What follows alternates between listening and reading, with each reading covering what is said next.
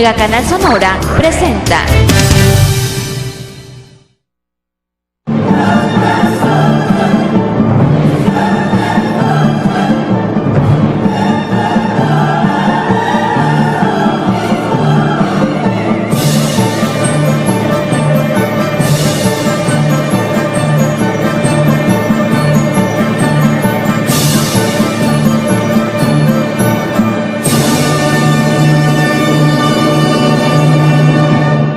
¿Qué tal? ¿Cómo están? Qué bueno que están con nosotros esta semana ya de inicio en pleno otoño y de inicio del espectáculo regional, el béisbol, en toda la costa del Pacífico.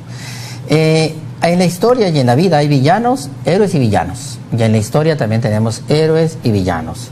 Esta vez vamos a hablar de un personaje de la historia de México que normalmente lo hemos considerado como villano. Me refiero a la Malinche, doña Marina Malinche. Y para hablar de ella me acompaña Sergio Romano, mi amigo que ha estudiado a la Malinche por mucho tiempo y es un tema que le gusta y del que viene a hablarnos ahora. ¿Cómo está eso, Sergio? Gracias por venir. Muchas gracias, como siempre. ¿Es la primera secretaria trilingüe que tuvo este país? Exactamente. ¿Hablaba náhuatl? Hablaba mexica. Mexica y español. Exacto. A ver. Sí. Es un caso extraño, es decir, para empezar, desde la imaginaria popular eres malinchista. Adoras al extranjero. Adoras al extranjero, traicionas a tu gente a favor del extranjero. Y uno dice, a ver, ¿en serio? ¿Es en serio? ¿En serio será la Malinche? Obviamente no. Claro, obviamente no. Es decir, habría que ubicarla al personaje como es. Primero, es una princesa totonaca, vencida su padre y muerto su padre por los mexicas en un acto de guerra. La capturan, la hacen esclava. Se la venden al cacique de Champotón, Maya. En Maya, por rumbo de Tabasco. Tabasco, sí. Champotón. Ahí va a dar la pobre muchacha, vejada, humillada, esclavizada por los mexicas. Sí, no tiene nada que ver ningún español hasta ahora. Ningún español hasta aquí. Nada. Nada. Ella es la víctima de los mexicas. Llega Hernán Cortés, tiene una batalla en Champotón. Curiosamente lo combate Gonzalo Guerrero, que era español. Que venía de allá de Mérida. Que era el comandante en jefe de las tropas de Champotón, precisamente. Sí. Y Gonzalo dice, no, yo me quedo aquí, gracias, yo ya no me junto. Y de pronto dice, bueno, entonces el cacique dice, te voy a regalar gente, te regalo esas esclavas. Le regala varias. El cacique derrotado le regala varias, entre ellas va esa muchachita. Va Marina. Y Marina de pronto se dan cuenta, Marina ya lo sabía, porque ya lo conocía a Jerónimo de Aguilar, un sacerdote que era, junto con Gonzalo Guerrero, náufragos que habían vivido en Champotón. Sí. Jerónimo de Aguilar permaneció intocado, nunca lo hicieron, no sé por qué. Ella aprendió maya. Aprendió maya. Entonces ellos hablaban en maya. Cuando llega Hernán Cortés, dice, esta muchacha podemos traducirla a través de ella. Ella habla maya, yo hablo español, entre los dos hablamos maya y nos podemos entender perfectamente. Vengan a su reino. Encantado. Jala la Malinche como la intérprete, el triángulo que hacía con Jerónimo de Aguilar. Como esclava. Como esclava. Y la libera. Yo no me imagino a la Malinche diciendo, me voy a unir a este hombre, una estrategia para traicionar a mi pueblo, voy a aprovechar para intrigar y que él domine. No, era una esclava. Una esclava. Que hablaba tres lenguas. 3 lenguas. Era trilingüe, primera secretaria de trilingüe, como tú acabas de decir, con mucho talento, ¿cierto? Empieza la aventura, que es otra historia. Hernán Cortés es un gran personaje que en México odiamos. Otro.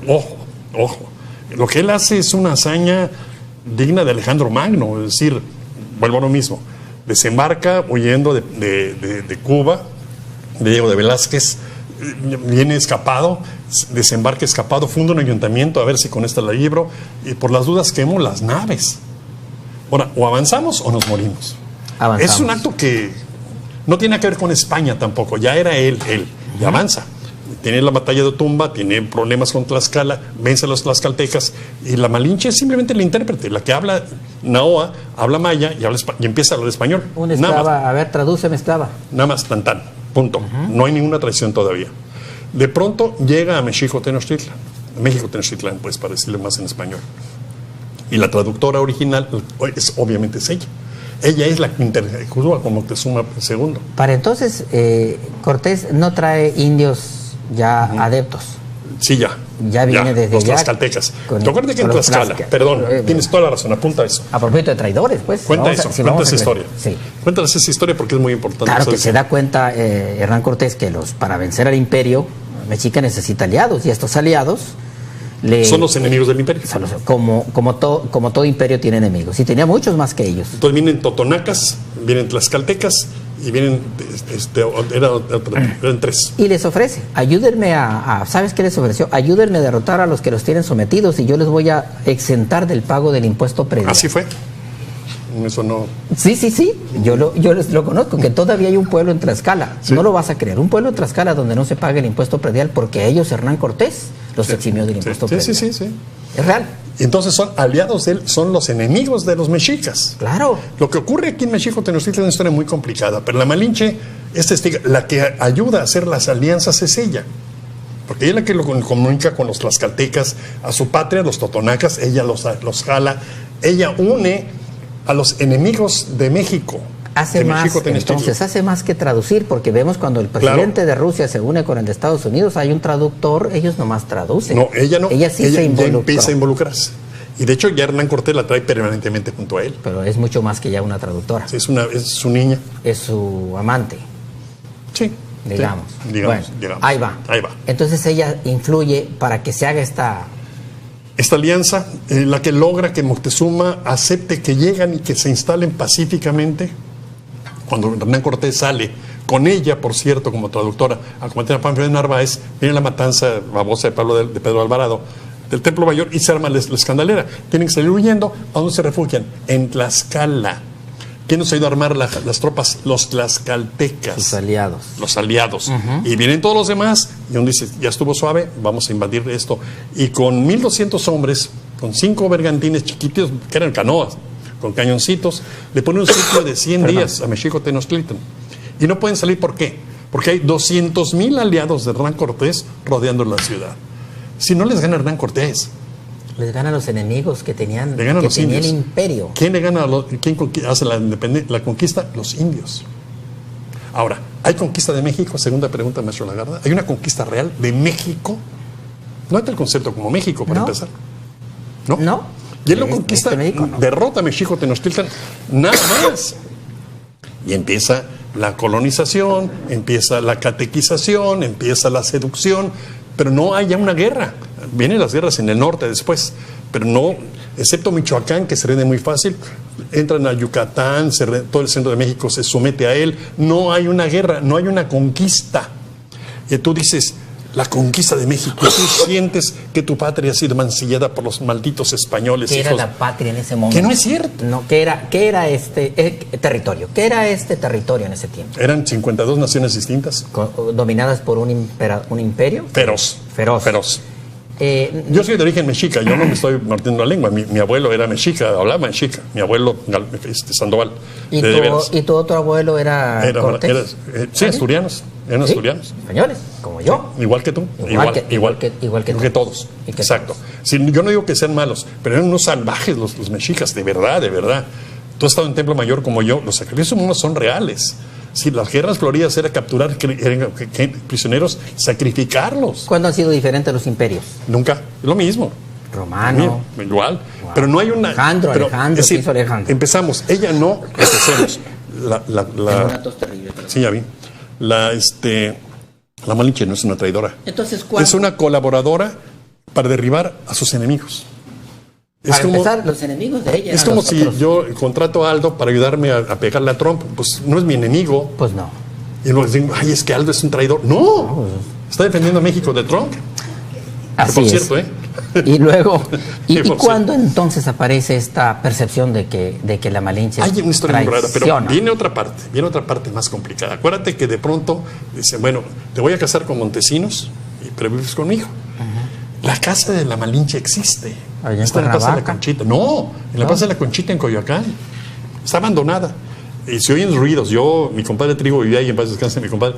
Y nos metíamos y se oyen ruidos. ¿La despide como secretaria o qué? Sí. Ya no la necesita como traductor. No, pero sigue viviendo con ella. Tiene 2 hijos con ella. Martín y el otro que se llama Hernán. Martín, que por cierto se los arrebata a la Malinche, se los entrega a otra mujer para que los críe al margen de su madre mar, que es la Malinche. De ahí viene el famoso, ay, mis hijos. Es ella la Llorona. Y luego, es ella la llorona. la Malinche también traiciona a los hondureños porque se la lleva a Honduras. Claro. Cuando va Cortés también se la lleva Lleva con Cuauhtémoc, como traductora. claro.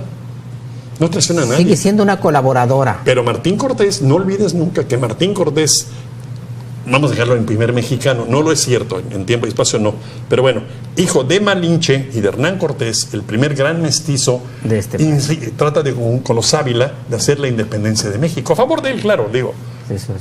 A favor de él, por supuesto, no era una república, no.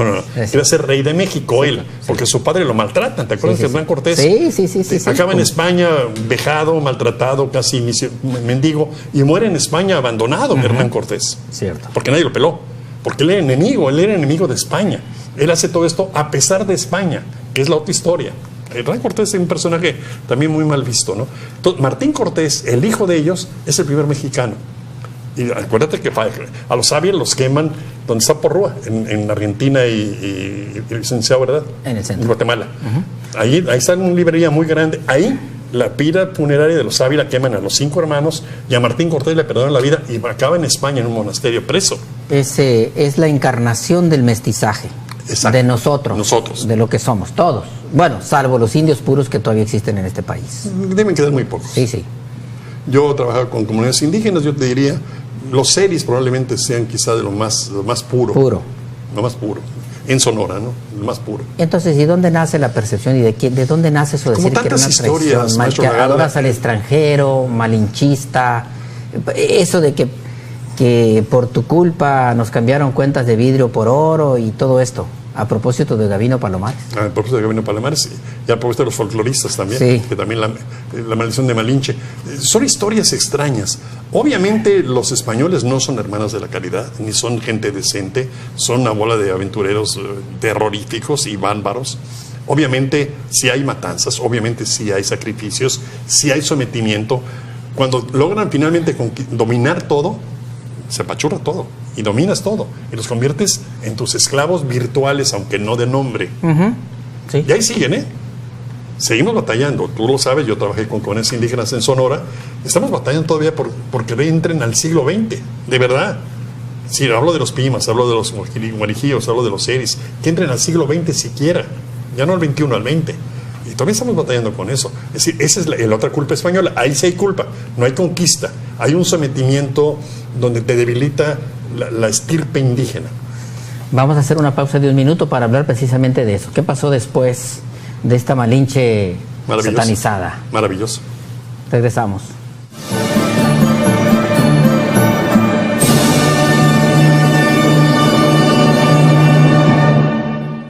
Ya estamos de regreso y nuestra fiel seguidora Pati Ramos de Ensenada te pregunta, Sergio, ¿cuántos años tiene la Malinche cuando conoce a Cortés? No, tiene como 20, 18, 20. Una jovencita, ¿no? Sí, no tenemos fecha de nacimiento exacto. No. Sabemos que nació en la zona del Tajín. Su padre era cacique de la zona del Tajín, pero nada más. El municipio que no paga predial, ¿hay un acta o no? ¿O fue de palabra? Fue de palabra, Fue de obviamente, palabra. 1500 y tanto. Eso lo supe en un congreso en México y el director de catastro, no recuerdo el municipio, dijo que nosotros no pagamos porque... Kevin Moreno. Entonces, ¿la Malinche juntó a los enemigos de Cuauhtémoc? Pregunta Aníbal Argüello. De Cuauhtémoc no, del Imperio sí. Sí, pero volvemos a lo mismo, es decir, entendámonos. El Imperio Mexica, a partir de cuando Ixcóatl logra el triunfo sobre las otras naciones con la triple alianza Nezahualcóyotl, Una barbarie. fue una salvajada. Empiezan primero a consolidarse adentro y luego empiezan a expandirse. Conquistan todo el Valle de México sometido. Es decir, no son aliados, no son socios. Yo te esclavizo. Dame esclavos, págame tributo. Y empiezo a crecer. Y voy invadiendo toda la región del Golfo, la región de Yucatán. Solamente Michoacán no pudieron entrar. Pero todo lo demás lo conquistaron. Lo conquistaron a sangre y fuego. A sangre y fuego. A sangre y fuego. A sangre y piedra. Porque A sangre y piedra. No había fuego. Además había armas muy extrañas, el Atlas, que es una lanzadera muy extraña, la Honda, usaban ondas, eran gente, muy buen ejército, pero era un ejército para primero dominar, luego obligarlos a comerciar, pagar tributo y darles prisioneros de guerra para poder sacrificarlos. Enemigos, pues realmente eran los súbditos de ellos. ¿Qué ocurre en el Imperio Romano cuando viene la gran rebelión de las naciones francas? Pues ese es lo mismo, exactamente. ¿Lo mismo? ¿Son los enemigos del imperio? Sí. Sí, claro. lo mismo. Los godos, los visigodos, los alanos, los hunos, son los Todos enemigos. ellos. Son los enemigos porque son las víctimas. Claro. Entonces, la Malinche une a las víctimas, no a los enemigos. Y los enemigos dicen, aleluya, vamos a darle, ¿no? Le repito, chequen la historia del sitio y van a encontrarse que son 200,000 tropas aliadas a Hernán Cortés. Hernán Cortés traía 1,200 hombres. No gana una batalla ni a pedradas así. No. Además, acuérdense que es una extraña guerra. Los arcabuces, es decir, el gran armamento. Espérame tantito. Ahí voy. Espérame tantito. 1,000 flechas para entonces. 1,000 flechas ya te mataron. Se le vino el mundo encima a Moctezuma. Sí, por tonto. De sus enemigos. Muere Cuitláhuac, que es el gran guerrero. Bueno, hay otra parte que es muy importante. Viene una epidemia de viruela. Un esclavo, un negro de Pánfilo Narváez traía viruela, contagia a la población de México, Tenochtitlan, y como fuego en paja. Arma biológica. Arma biológica sin querer. Muere Cuitláhuac y un chamaco joven, inexperto, sin ni más remota idea, Cuauhtémoc, asciende al trono. Pero asciende de rebote, es decir, ese López Portillo de el Cedillo de su generación. Exactamente, el Cedillo de su generación. No es Cedillo. César García pregunta si está protegida la Casa de la Malinche en Coyoacán. Yo entiendo que sí. Yo logré entrar a veces, entrábamos Trigo y yo, pero yo no sé si está Guadalupe Trigo. Guadalupe Trigo, mi compadre. Alfonso Ontiveros, mi compadre. La canción. Mi compadre, mi ciudad. Él vivía casi enfrente, en un callejón casi enfrente de la... Es una casa oscura, no se veía maltratada. Yo no sé si tengan algún tipo de conservación. Hace mucho que no pasó. ¿En qué termina la Malinche, la señora? La Malinche muere sola, casada con un señor Montesinos, pero abandonada en esa casa. Muy joven. Muy joven, muy joven. La gente muere joven. Sí, en ese tiempo. En ese tiempo. Bueno, ¿y cuál? No hay noticia de su muerte, ¿eh? No hay un extingue, registro. no. Desaparece. Se extingue. ¿Qué pasó? ¿Cuál es la diferencia entre Cortés y Pizarro? Pizarro, el conquistador del Perú. Pizarro sí traía instrucciones de la corona directamente. Sabían lo que había en el Imperio Inca. ¿Cómo lo sabían? Bueno, había expediciones donde habían detectado la enorme riqueza de aquella región. Hay una gran diferencia. El Imperio Inca sí es un solo imperio, es decir, todo el Tahuantinsuyo, toda esa región, esa sí es un imperio dominado por el Inca, por el jefe mayor. Entonces Pizarro lo envían a tratar de conquistar esa tierra cuando empieza ya la expansión española. Ya han conquistado el Caribe, ya están en México dominando de alguna manera. Falta toda la parte de Sudamérica, donde va obviamente Pizarro. Y Pizarro se va a una guerra brutal también. Ese sí va por todo. Va por todo. Y ahí sí es una extinción real del pueblo peruano. El Inca sí es masacrado. El Inca muere, y el propio Inca, Atahualpa. Pobre Atahualpa. Atahualpa lo tienen preso y lo maltratan hasta que se da la gana. Y cuando muere, se acaba el imperio Inca. Es decir, ahí sí hay una conquista del imperio Inca. Llamémosle Perú. No hay una conquista de México porque no había México.